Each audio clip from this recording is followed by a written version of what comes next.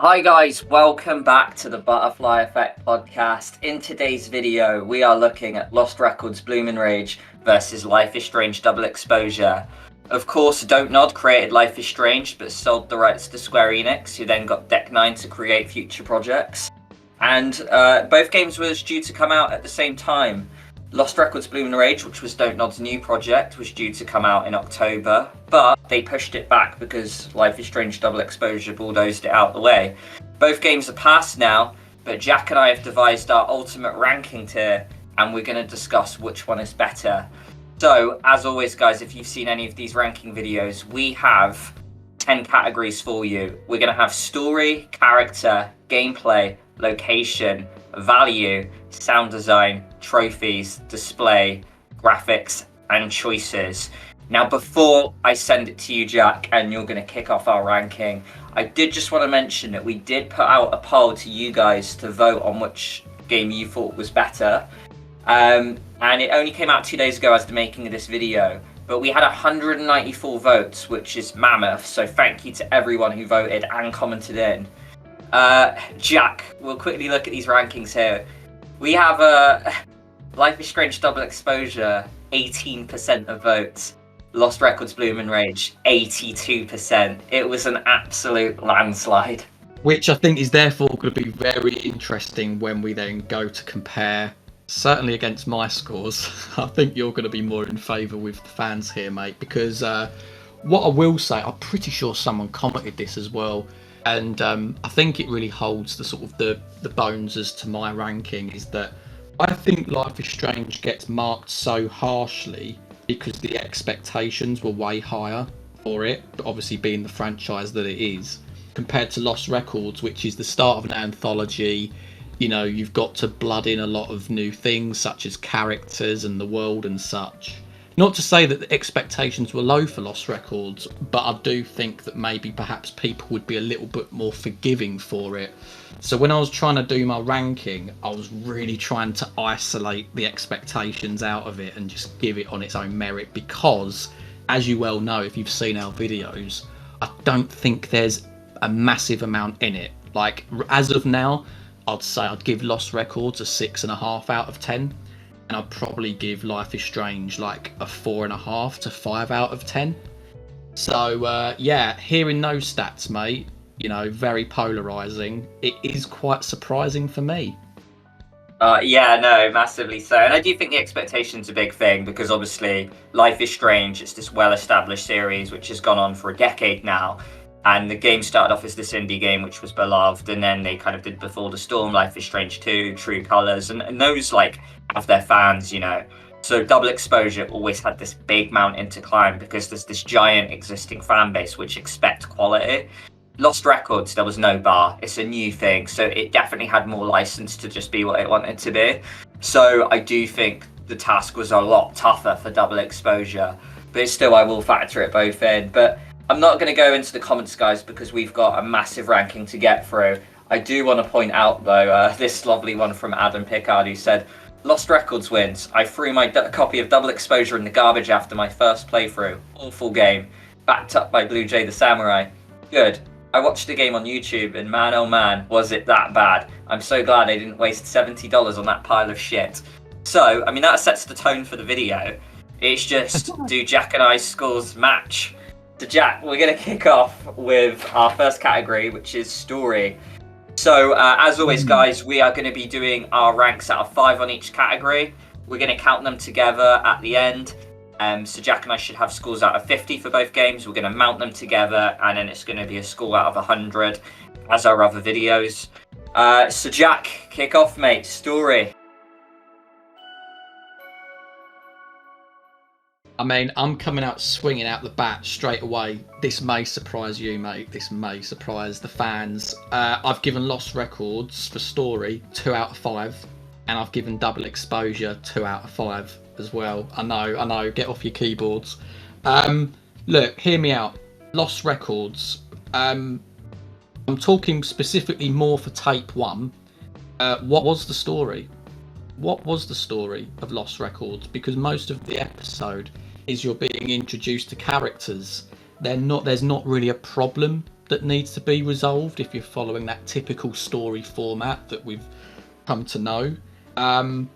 There was nothing really going on. You're just meeting the characters, which isn't a bad thing, but if you're giving it a story category its fair share in terms of like a review, there's not a lot to look at. On top of that, the pacing, we've said this before, it's far too slow. I mean, this whole tape really ran into 8 hours, and it's really until like maybe 6 or 7 that the abyss comes into it and things start to get a little bit more dark and interesting. But you do have to give it its merits. We've said this, that tape 2 is far better, a lot more drama, a lot more engaging. They try some different things that were really, really good as well.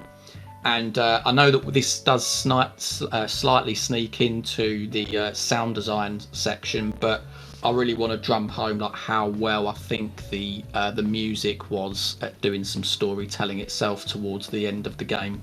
So yeah, 2 out for Lost Records. Double Exposure, really it's sort of like the flip side of Lost Records, because Double Exposure started decently, not fantastically, but decently. There were some good cliffhangers in there. You talked about episode 2 and episode 3, and there were some plot threads that I was genuinely interested to see where it was going to go once you've introduced the doppelgangers, once you've introduced the fact that if you touch another version of yourself, you get eliminated from all of history. But then it goes beyond that, and it falls into trying to do too much. There's too much going on. You then get to episode 4 where it starts to really fall away, and the Maya story just doesn't really land because we didn't really care in the first place. It was almost like a carbon copy of Rachel Amber, or at least it was trying to be. And you've got the Chloe thing as well, which was poorly handled. And actually, when you come to the end game, you think, my choices didn't really matter that much. So, it had pacing issues itself, but I'd say perhaps less so than Lost Records. But ultimately, when I put these two together, I was thinking, damn, I think they're actually a lot more similar than what I first anticipated it to be before I did this category. So 2 out of 5 across the board. As for myself, story, I have given Life is Strange Double Exposure a 2 out of 5. So same as Jack. Reason being is that I think story might be its biggest downfall, to be honest. I think the story changed direction one too many times for my liking. It started off as this like murder mystery, and then episode 3 we're covering our evidence and our tracks, and the tone completely changed, and we're chasing this alternate Max. And then episode 4 was a prank, and then episode 5 was like the trippy dream sequence and the ending, and then there was just a load of goodbyes and there's a conclusion. It just felt very disjointed, and I feel like it lacked structure. I'm just not going to give it a 1 because I actually really enjoyed the start, especially like episodes 1 and 2, kind of 3 as well a little bit. So it wasn't unplayable. I was hooked at the start, so I'm not going to absolutely punish it. But unfortunately, story, its biggest flaw, only reaches a 2 out of 5 for me. Lost Records, I was a little more generous with, and I'm going to give it a 3. Admittedly, the game is less about the story for me. Lost Records felt like it was more of like an experience and a bit of a roller coaster journey to go on, with the world. It did feel heartfelt. I did enjoy it, but I do agree with some of the points that Jack did mention there. I really like the whole mystery that we get from like the first tape of who was the one that sent the package. Is Kat still alive? Like when tape 1 finished, there were a lot of mysteries, a lot of theory building. So I just really enjoyed that aspect of the story element. It didn't chop and change the way that Double Exposure did. It kind of had a clear redirection, although it wasn't the clearest. The only reason it's not going to get a 4 out of 5 or a 5 out of 5 is just the fact that there were just way too many unanswered questions at the end, such as what were the silhouettes? My ending felt a little bit contradicting of what Kat wanted out of Swan at the end there, or what Swan wanted to do herself. And I'm just still there left like, what was the abyss? And I'm still questioning that to this day. And we've criticised the pacing of tape 1. I do think that really harms its rank. There were a lot of ill-timed flashbacks. It really struggles to get off the ground in its early stages, and I think that does affect the story a little bit. So I do think a 3 is fair score for Lost Records on that front.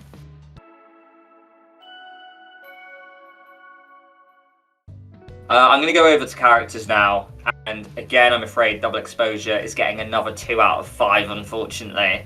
For me, while Lost Records has a smaller cast, I think that actually benefits Lost Records more.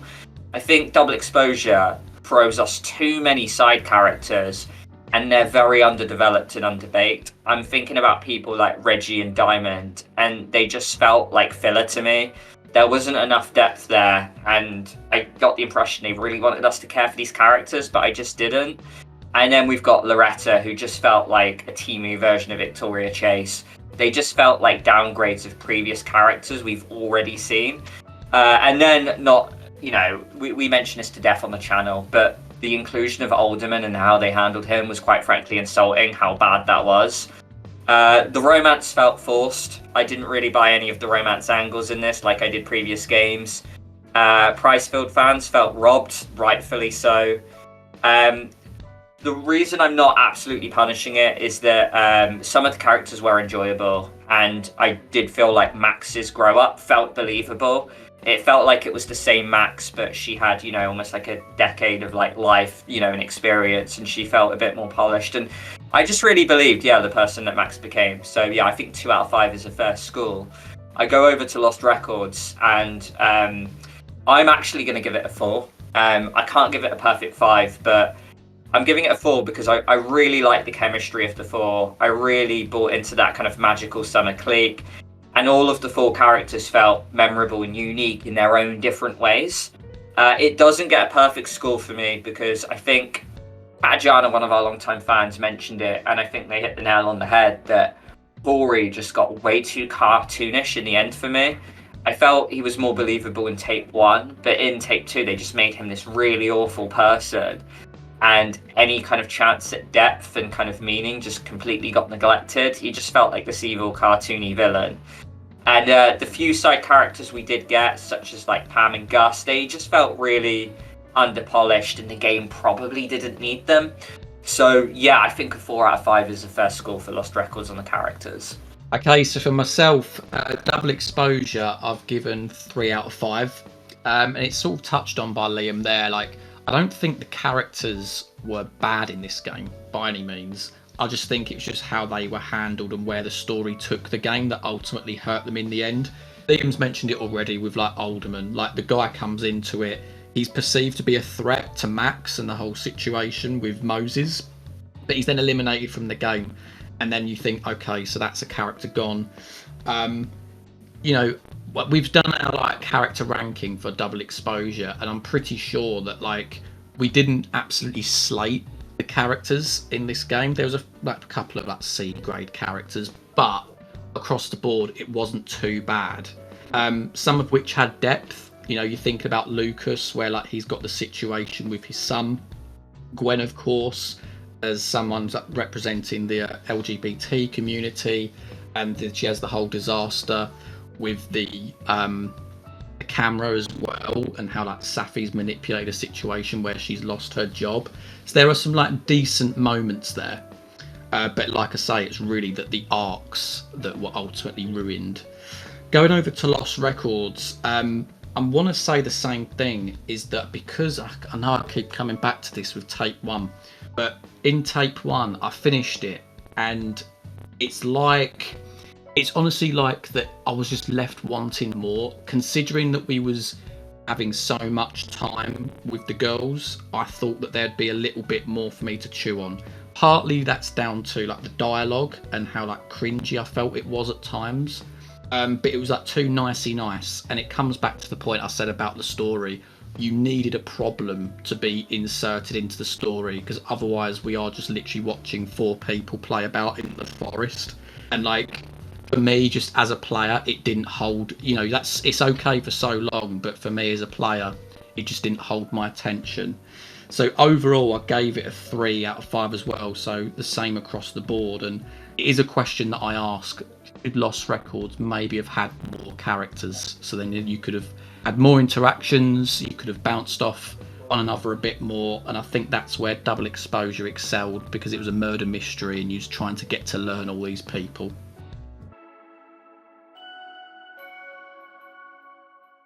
Okay, so we're now moving over to gameplay, and I've given Lost Records a 3 out of 5, and I've given Double Exposure a 2 out of 5.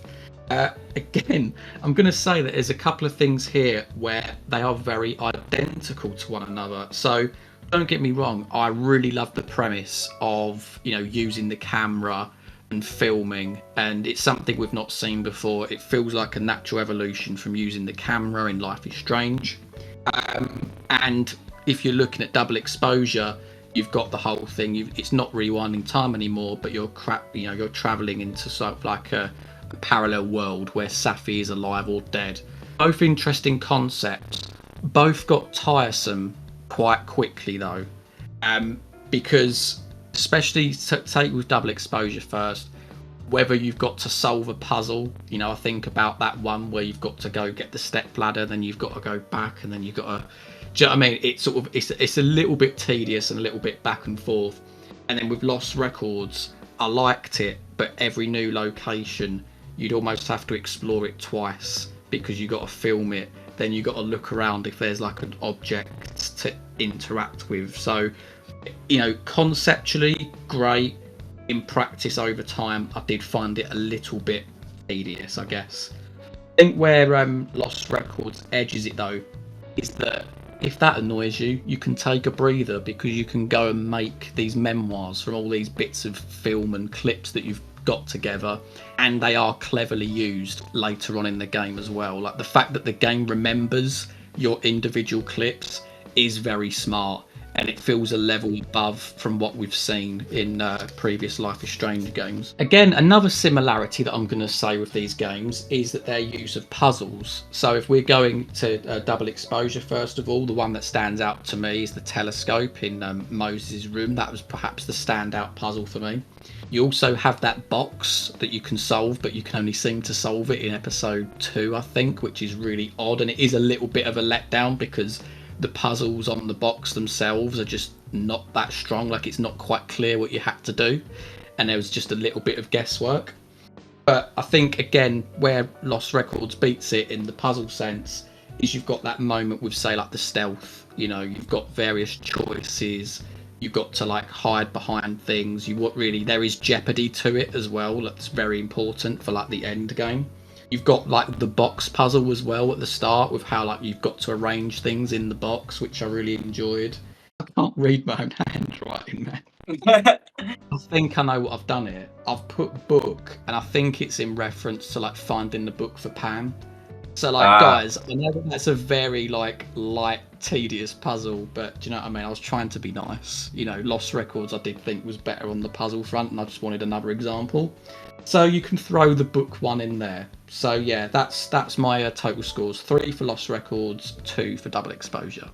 So for me, Double Exposure is getting a 3 out of 5. It didn't offer anything too particularly new from previous Life is Strange games. Again, like I said at the top, Life is Strange Double Exposure is going to have the uphill battle of being compared against other Life is Strange games, while Lost Records won't get that. So the power was passable but limited to certain zones, and it felt fairly seen before, and tell me why, the way you would have those like glowing, you know, bits that you could go to. It wasn't my favourite power by any means. Maybe one of the weaker Life is Strange powers, to be honest, that we have seen. And the Abraxas puzzle, as Jack mentioned, it did suck. It was flying guesswork. I like working my puzzles out. Having to do flying guesswork, I just find, you know, really awful, to be honest. One thing that I did like was the photo taking, you know, like, so in Life is Strange 1, you just like click the object that you want to take a photo of to go in your journal, and it just goes into an animation of Max doing it. But with this game, you actually could take the photo, you could do the Double Exposure photo mode on it, and then that would go on social media. So that was really cool to see. And as Jack mentioned, I really liked the scene with Alderman with the telescope puzzle and the little stealth sequence it gave us. That was probably my favourite moment in the entire game, to be honest. So yeah, I'll give it a 3 out of 5. Lost Records, again, I'm going to be a bit nicer to, and I'm going to say 4 out of 5. There was nothing too dissimilar to Life is Strange Double Exposure, to be honest, but just from a personal point of view, I am a video editor, and I just really like the filming and editing in this game. The fact that the footage you used was actually used in the game was just so lovely to see from my perspective. The fact that you film the band video and then all your friends react to it. And then at the end, when you get the emotional send-off after you look at the box and then you have like the scene with all the silhouettes, the fact that there's a little montage just to remember all the girls, and then all your footage that you used previously yourself that you actually made you is at the end in the final outro. I just felt that was just so lovely. The puzzles felt slightly better. We didn't get that Abraxas thing. We got like the Tetris box puzzle. Although I struggled a little bit, it was really challenging and I quite liked it. It was a nice little change. As Jack mentioned, they went for a stealth sequence as well. I haven't given it a perfect score because it did feel really janky and the instructions were unclear as what I needed to be doing. I admire the ambition, but the jankiness potentially made me lose a character. So it was kind of a bit sucky that happened to me. I just felt it was a lot more polished than what it was. But yeah, I'm giving it a 4 out of 5 because another thing they gave us is the gallery mode where you could actually pause the game and take screenshots and photos and use different filters to capture like an in-moment photo that would go on your Steam library. That was just a really cool feature that I've not seen done too much in these sort of games. So yeah, like Lost Records for what it was, I think the gameplay was pretty decent. We're going to go over to location now. Now, Double Exposure, again, I am going to give it 2 out of 5, unfortunately. It felt really fresh at the start, but I grew very tired of the repeating locations. I look at Life is Strange 1, which is my favourite Life is Strange game. Go throughout the tapes, and it will throw loads of new locations at you, or it will recycle old ones. So I'm thinking things like the dark room, or the barn we go to, or Chloe's house in the past where it's edited, or you go to like the swimming pool, but instead of like you breaking in there with Chloe at night, now there's like a party going on there. It felt very good, and but with Life is Strange Double Exposure, I don't know, like it just felt like the locations grew very stale. I always go back to tape 4 and just think that you only get 3 locations, and the locations that we've already seen.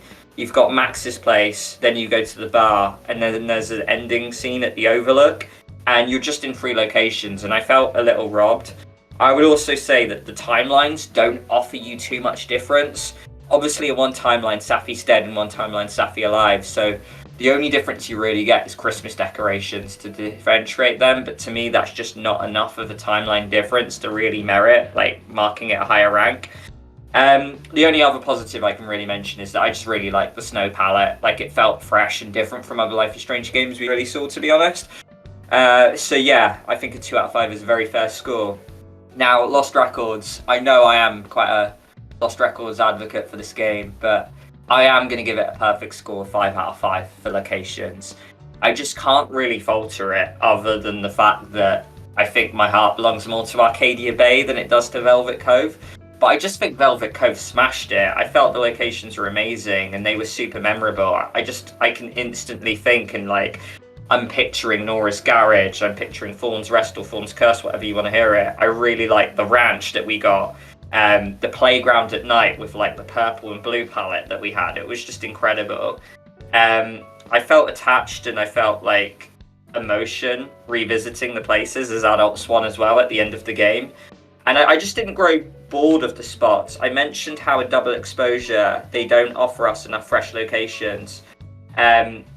Lost Records really does. Like, in Tape 2, we go to places we never go to, such as like the ranch or going in the barn where we get to hang out with the deer and stuff. So it really made a difference.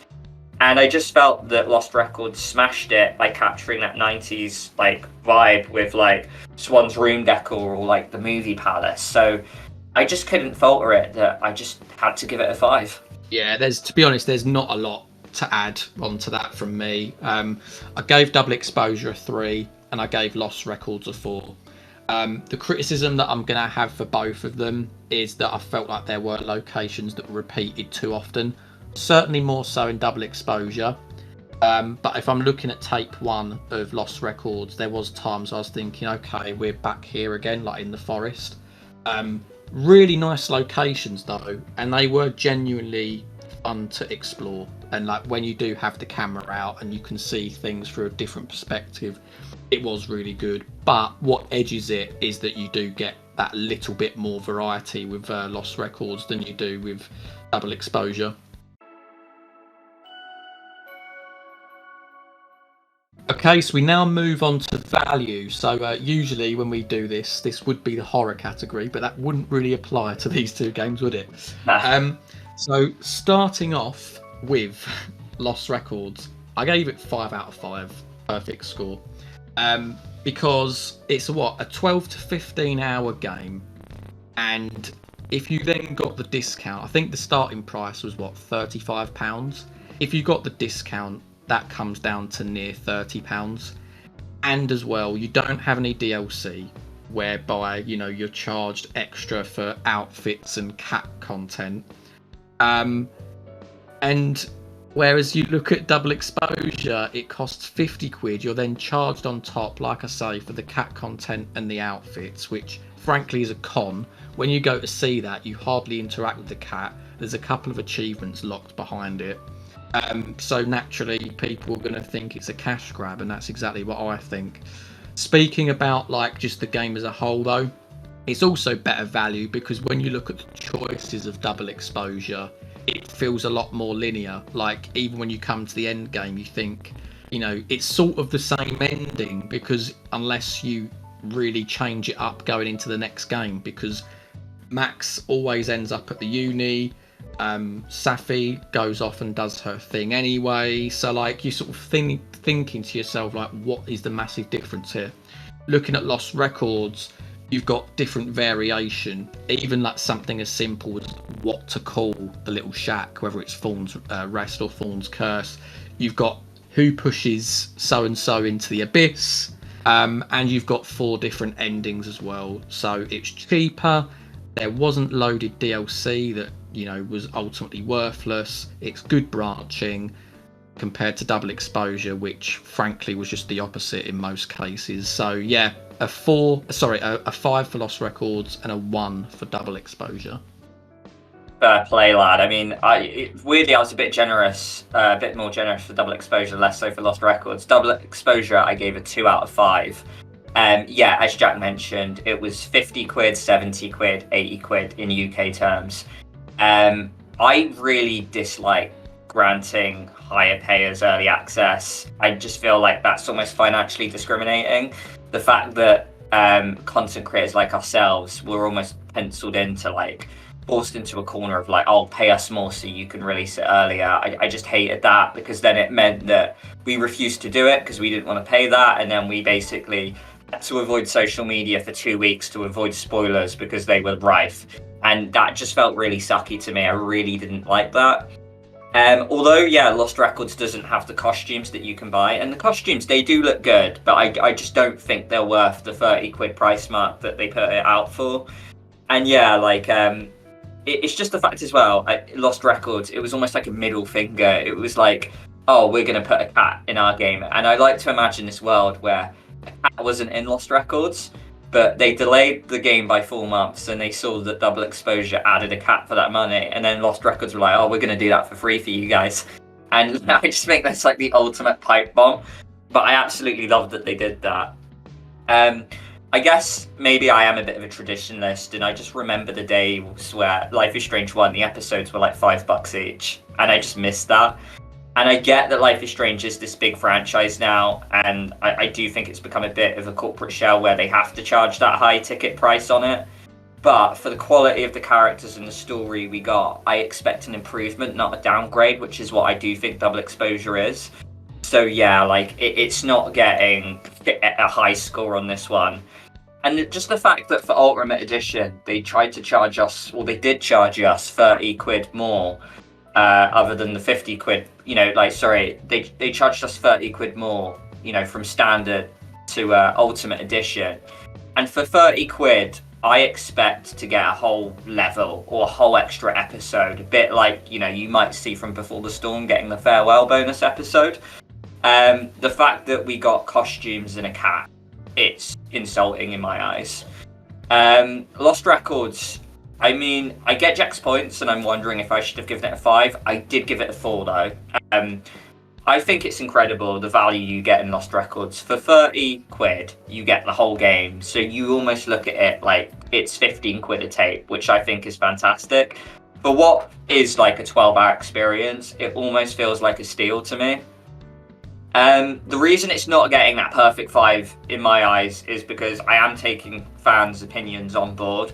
There was a lot of people that say, oh yeah, I'm not going to play tape 2. I was lost because of the pacing. A lot of people fell off during tape 1. It wasn't everyone's cup of tea. And a lot of people did feel that 30 quid felt unjust. Whether you believe that or not, I just wanted to factor in that opinion. As I've mentioned a few times already, I think it had the benefit of being a new franchise. So like, they almost probably couldn't put it out for a lot more money because people didn't know what Lost Records was. But personally, I think they probably could have. I personally could have paid more than $30 for this game. And as I've mentioned as well, yeah, the middle finger by putting a cat in for free on top just felt like a pipe bomb. So I absolutely love Lost Records for doing that. So yeah, it gets a 4 out of 5.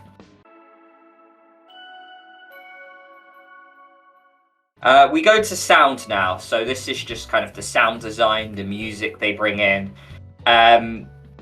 Life is Strange Double Exposure, I'm going to give a 2 out of 5. And if you haven't noticed, Double Exposure gets a lot of 2s in my ranking out of 5, which I think is very telling of how I feel about the game. I don't absolutely hate it, it's not unplayable, but a lot of it felt like a downgrade of previous games, and it just feels like lukewarm, rather than like an absolute great experience. For me, the soundtrack just didn't really gel with me. There's only one song that I really liked, which is Light Song by Moscow, which is saved into my main playlist. Usually with old Life is Strange games, I fall in love with the soundtrack and nearly the whole soundtrack goes into my Spotify playlist. With this, I just looked at it like I only really liked one song. Life is Strange 1 and 2, yeah, just had these gems that really resonated with me. And I look at Before the Storm and you had the band Daughter that absolutely smash it. So, they captured the rage and the sadness of Chloe Price very well. But this game just felt very weak. Me and Jack always laugh about how the pause menu sounds, how it's almost James Bondy. It just didn't mesh well for me. So Lost Records... Double Exposure just gets a low mark for me. And I know people really like the soundtrack, but unfortunately for myself, I just wasn't a fan. Lost Records again, I'm going to have to give a perfect score. It gets 5 out of 5 for me. They absolutely smashed it. See You in Hell, Dreamers, The Wild Unknown, they're absolute bangers. They're all in my playlists. Not only do we get these bangers, but they recycle them again with acoustic versions. As Jack mentioned, the sound design's perfect. It does a lot of storytelling. They do the similar songs that we love, but they capture it in sadder sounds for like the outros and stuff for those moments that we needed that. It captured the 90s perfectly. I love the fact that you get punk and lo-fi in there. They're two genres that resonate with me a lot, and I just felt, yeah, it all blended and married like super well.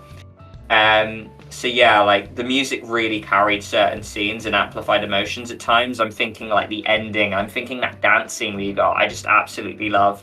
So yeah, Chef's Kiss to Milk and Bone, Ruth Radley, Nat Walker and Alden Miller, you absolutely smashed it. Very memorable soundtrack that I am going to remember for a long, long time. Okay, so for myself, I gave Double Exposure 2 out of 5, so same as Liam, and I gave Lost Records a 4 out of 5. Similar points, really. There is going to be a tinge of bias in this because obviously playing Lost Records more recently, and music's a very sort of personal, subjective thing, and like it, certain things will stick with you while others don't. But for me, at least, I'd say the music only really stands out in Double Exposure, perhaps in like those cliffhanger moments. When it, shit's going down, you feel like the plot's really going somewhere.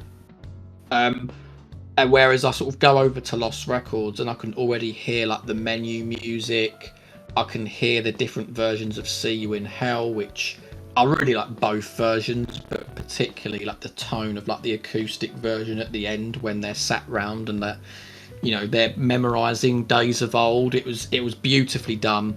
As Liam said already, going to the menu music for Double Exposure, it didn't strike me as like Life is Strange music at all. I feel like they seriously missed the mark on that score. Why Lost Records doesn't get a perfect 5 out of 5? For me at least, is to do with the voice acting. Now, I've said already that the dialogue is a little bit off, so I'm probably going to attribute most of it to that. But there was times where, I don't know, something that it really was, and I'm sort of talking about take one here.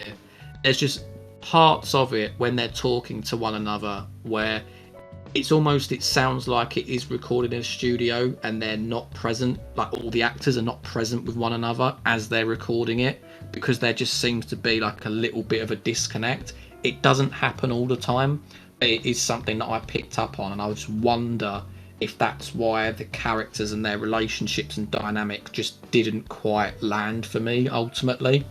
So yeah, just to sum that up, 4 out of 5 for Lost Records, 2 out of 5 for Double Exposure. I just want to add as well, actually, Jack, something I forgot to mention. The thing we mentioned as well when you examine objects in Lost Records, how you can like shape a pill bottle and you hear the pills inside. We mentioned that in our analysis, didn't we? And it was just like a little intricate detail, but just one that we really appreciated as well.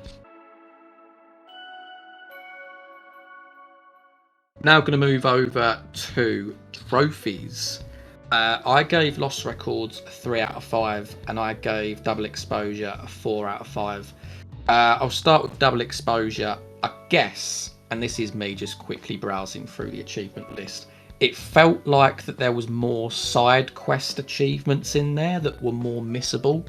I'm talking about the gingerbread house, I'm talking about fixing the paintings, whereas looking through the Lost Records one, there is some of that, but it felt more like your bog standard achievements that you're very likely to get, just by playing the game. Obviously, the good thing with both games is they did have like a collectible mode of some sort where you can just go back and grab the achievement and then come out again, which is a big plus, as for me as like a trophy hunter myself. And yeah, that sort of pretty much sums that up for me. 3 out of 5 for Lost Records, 4 for Double Exposure. Yeah, so I'm going to give Double Exposure 2 out of 5. So, I mean, they're pretty bog standard. You get 34, so there's a lot less in Double Exposure. Like Jack mentioned, both games have collectible modes. That was really helpful to get the ones that you missed. There wasn't anything too memorable about the trophies for both games, I would say. But the reason I'm just absolutely punishing Double Exposure here is just the fact that, again, and it bleeds into the value category a lot, 2 trophies being locked behind Ultimate Edition is just a massive sin to me. I really dislike that. The fact that it's forcing you to pay the higher price to get that 100%, that just does not sit well with me. Lost Records, I'm harming it a little bit as well. Not as much, but by the fact that we have reported that a lot of the trophies have been glitched. I'm thinking like filming the Moth Girl Chronicles, for example. You can't do it unless you do some workarounds or you restart the game, or you find some weird solutions online to get around it, or you have to wait for patches, which can be quite frustrating. So that is a shame. And there is a nice variety of trophies in there, and there are like 49, so there's a fair few more. So if you are a trophy hunter and you like the challenge, I would say Lost Records is probably the nicer one, because you have to put in a little bit more work to do it. There's nothing too groundbreaking, but I still found it fun. The only one that really is challenging is probably the Tetris one of solving like the box puzzle in under 3 minutes. But yeah, like I look at both of these games and I'm not going away really thinking about the trophies. But still though, Lost Records wins it just because fuck you Double Exposure for locking a lot of it behind the higher price. You know what? I'm going to do a max and rewind time here. I'm going to take away my 4 out of 5 because you're so right about the DLC being locked. It's annoying to this day. I look down, it says 94% Double Exposure, and I refuse to pay just to get 2 achievements. So I'm downgrading it to a 3 out of 5 as well. There we go, guys. You've seen a bit of live de-ranking. So yeah, there we go. See, and this is the thing with these rankings. Like I could look back at this ranking in a year, and I'm like, what the fuck was I smoking? And a lot of things will change. But yeah, I just think it's a fair point. Shame on you, Double Exposure, for financially discriminating us. Our 8th out of 10 category, which is all to do with display. Now, it might seem confusing, this one. It's all to do with like the menu layout, the font, when you hit pause, what you see, that kind of stuff. It's quite an intricate detail, which I actually do really value in a game. Double Exposure, I'm going to give it 3 out of 5. I like the fact that it brought back the classic Life is Strange doo-doo calligraphy font, how everything looked handwritten. Really lovely. The menu was good, but it barely sort of changed, unlike sort of like the Life is Strange 1 and Before the Storm masterpiece. We look at like Life is Strange 1 and Before the Storm, and you have those really memorable views of, say, like the tree in the park or Arcadia Bay. And as the weather worsens or the forest fire worsens, you load up for the next episode and your menu looks different. I just really like that detail. We never really got that with Double Exposure. We just get the same shot of like the snowy kind of like, the statue outside the college. And yeah, it might be nighttime, it might be daytime, but it wasn't too different. So yeah, it just lacked that intricacy that the other games gave us. The pause menu felt a bit more basic, just quite blocky. But I did like the tabs and the fact that they brought the journal back. Although I preferred the look and the style of it in previous games. Nothing, sort of to write home about, but nothing I can really punish it for. So I feel like a down the middle, 3 out of 5 seemed the fairest thing to do here. Well, with Lost Records, I am going to give it a 4. The 90s theme was perfect, and it was just like plastered all over the shop. I love like the footage look and how text looked 90s, and how like when you would like choose your options, everything looked like it was cut out of a 90s punk magazine. How you had almost like the comic book style with like the pinks and the blacks and the little dots here and there. I loved the font and the camera aspect ratio we got. I just really well done. You had like the glitches and crackles, which felt amazing, like all to do with the abyss. I really liked that, how that blended in. And you're probably asking me why am I not giving it a 5 if I'm, singing it, its praises. And I mean, it sounds like a really harsh reason not to give it a 5, but it's just not on that perfect level like the Until Dawn pause menu got, where we've got like the faces of the characters, the emotions they're going through, the relationship bars. I'm almost reserving my 5 out of display. And I know it's probably harsh to say because it's a completely different studio, it's a completely different style of game. But although I found Lost Records' display fantastic, I'm not walking away thinking that was the most perfect thing. Got to say, you pretty much took the words out of my mouth, mate, because I've given the exact same scores, 4 out of 5 for Lost Records and 3 for Double Exposure. The one thing I'll add for Double Exposure as well, which is a positive, I've written it down here, I think it's pretty neat how you could customise whether it come up on screen, like as to what world you were in at the time. So like whether you was in the alive world or the dead world. Again, it's just a handy feature for people that maybe wanted to challenge themselves, because there are moments in the game where you can be in a bit of dialogue, and if you don't know what world you're in, you could then slip up, and like there was numerous times with Amber, I think, where you have that moment and she goes, wait, what are you on about? And you think, oh, damn it, no, it's because I was speaking to her in the other world. So I did like that fact that you could like choose to customise it. You're absolutely right. The menu for Double Exposure doesn't hold any sort of weight like it did in the previous games. But again, like, it is still a beautiful shot, and it sort of tees into what we've said already with the graphics. With Lost Records, I think the menu is better, particularly towards the end. Both games obviously have a stunning view, but when you come to the end, like for me, you have like the ghostly feet of Bat sat there with Nora and Swan, which was just a nice touch to sort of signify what ending you got. The fact that there was more variety as well, like there's different ways, so like not only are you just walking behind Swan most of the game, but you can go into the camera, you can see the world from a different perspective. I thought that was like a good, nice little way of mixing it up a little bit. And then Liam said already, with like the dialogues, it's just far more of an identity. And I know this is sort of that leaning into the choices a little bit, but the fact that that list can also grow as the conversation's progressing as well, it just makes it feel a lot more unique compared to what Double Exposure did. So we're now going to go over to graphics, a very easy one for me. I'm pretty much just going to give 4s across the board. I feel like they're both very beautiful worlds, very well put together.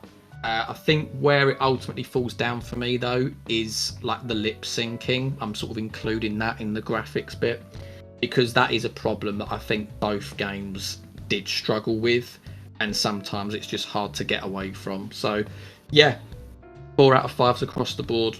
Nat, for me, I'm giving 4s across the board as well. So with Double Exposure, it did feel like a fair upgrade from previous Life is Strange games. Granted, I haven't played True Colors, so although I've kind of seen clips, it's not too dissimilar, but they've improved the graphics from Life is Strange 1, so I do appreciate that, you know, so we do see Max in a new light. The facial animations felt more polished. The game admittedly didn't really let the graphics shine too much because I don't think their focus was really on that. They weren't really flaunting graphic skills. Nothing really pushed the limits ahead of its time when we look at games like Until Dawn, how it was so ahead of its time at 2015. So I felt like a 4 was just a very fair score. Lost Records I also gave a 4. There was just so much stuff that was very good in there. I really like the face the face details, such as like how you could see like Nora's acne and like Swan's freckles. That just showed out really well. And I particularly just remember how breathtaking I was, like going through the forest to Swan with the camera, and how you could sort of see the sun shine through the trees and you had all the beams and stuff. I just felt that was spot on. The locations and environments were really beautifully captured. I do think that Velvet Cove had kind of the better chance to prove itself than Caledon. Because we got more locations, so Lost Records was naturally going to do well at that one. The reason it doesn't get the perfect score, as Jack mentioned, the facial animations, they didn't feel great. Like, when the characters were talking, the lip syncing didn't match it. I didn't mind it so much I could get through it, but it does harm it from getting that perfect score. But yeah, so because the fact that, yeah, the dialogue and the lip kind of syncing didn't feel on par, just felt a little disappointing because I know that DontNod are capable of it. It just felt like they did a better job in Twin Mirror, and tell me why. So I almost question why it felt to me like there was a downgrade on that front. So I just feel like 4's like a perfect score to give here. We're going on to our final category, which is choices. This is a pretty big one. This is like the integrity of the game. This is the genre. You want these games to have good choices, meaningful choices, a lot of branching. So this is all to do with this category. So Double Exposure. Again, I'm going to give it a 2 out of 5, unfortunately. Some of these choices, like you'll see them at the end of the tape or the episode where you'll have the journal look and it tells you what your choices are and how you ranked against the rest of the world and the global stats. Some of the choices just felt really insulting that they were even thrown on there. We talk about the moments of reflection. Life is Strange 1 just had that in stride, and it's something you could do, and it wasn't something they presented at the end as like, oh, this was a choice. So yeah, I just really didn't like that that's what they were advertising as what constituted as a final choice. It really felt poor to me. I felt like the choices in the game didn't affect endings or branching. They only affected relationships. I'm talking particular people like Safi, people like Vin, people like Amanda, who you wanted to maybe kindle a bit of a romance with. We look at the ending choice and it was just super, super weak. The way that we kind of like want these games to get to this ultimate conclusion, to maybe like get like 2 different endings or 4 different endings, maybe 6 at the end, like other previous Life is Strange games got. We just had the whole like, oh, do you agree with Safi, which happened midway through episode 5, not even at the end, which kind of led it dragging its feet, and it just felt lost at the latter half of that episode. It just felt really awful, and Life is Strange can just do so much better than what we got in that final episode. Lost Records, I am going to give a 4 out of 5 again. We got 4 endings based on who you were able to keep at the end. they all felt fairly unique. You got different locations for each one. The sound design for them at the end, like as we mentioned with that acoustic "See You in Hell," they felt great. There was lots of like branching at the Abyss as well in the cabin. Fans are still trying to work out how to achieve each different one. I'm still to this day not sure if it's like the blood ritual which causes it, whether you stab Corey, how your relationships are with the characters. So yeah, we're still to this day working out what constitutes the Lost Records branching. You get the final screen choices at the end, like I mattered. Most of them mattered as well, which was really cool, which is something I can't really say for Double Exposure. The relationships in Lost Records were clearly important, but it just offered way much more than Life is Strange Double Exposure, in my opinion. And more endings would have been cool than what we had. Some felt harsh or unfair, like winning Autumn and Nora, so I'm not going to give it a perfect score. But just in terms of like getting variation against what your friends might have potentially got, it does spawn some interesting conversations. So yeah, I was fairly pleased for what we got, and we look back at value as well and the price you pay for these games. I can't really fault a Lost Records too much, so I feel like 4 is a fair score. Yeah, I think moving over to my scores, value certainly come into this category. Because for me, I gave Double Exposure a 1 out of 5. And I gave Lost Records a 3 out of 5. So I'll start with Lost Records. Like Liam said already, there's like several things that can go down at the Abyss, whether it's who pushes Corey in, does Corey fall in on his own or with Kat. There's like, I think 7 or 8 different ways, I think, of how things can go down. Then you get the endings, like the 4 different endings. And you get some little ones in there, like I mentioned earlier, like do you want it to be called Thorn's Rest or Thorn's Curse, which was proven to be consistent throughout. It's not like the game ever tripped up at that point, or at least in my playthrough it didn't. Going over to Double Exposure, again coming up to the value, for the money that you pay to then have, I mean, we've talked about the Chloe thing already. That was a little bit of a kick in the teeth for fans. You're looking at the Safi ending, it really doesn't mean anything until you make another game. So it's that sort of sequel baiting thing that people have started to do now. The romancing, I mean, it felt a little forced for me. Right off the bat, they're trying to shoehorn you with, I said Amber earlier, it's Amanda, isn't it? With her, and then for out of nowhere, the whole Vin thing as well. Like, this guy was with Safi when she got killed, and now Max is gonna suddenly like try to romance this guy. Like, it's just littered with problems throughout. Then there's the Alderman thing, and just from the get-go, like it's such a shame because it set up like decent things and plot threads, but the choices didn't equate to anything.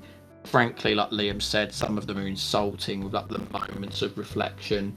And you put the value into that as well, which is there is absolutely no chance that this was going to get a high score for me. So, yeah, 1 out of 5 for Double Exposure, 3 for Lost Records, and that concludes our ranking.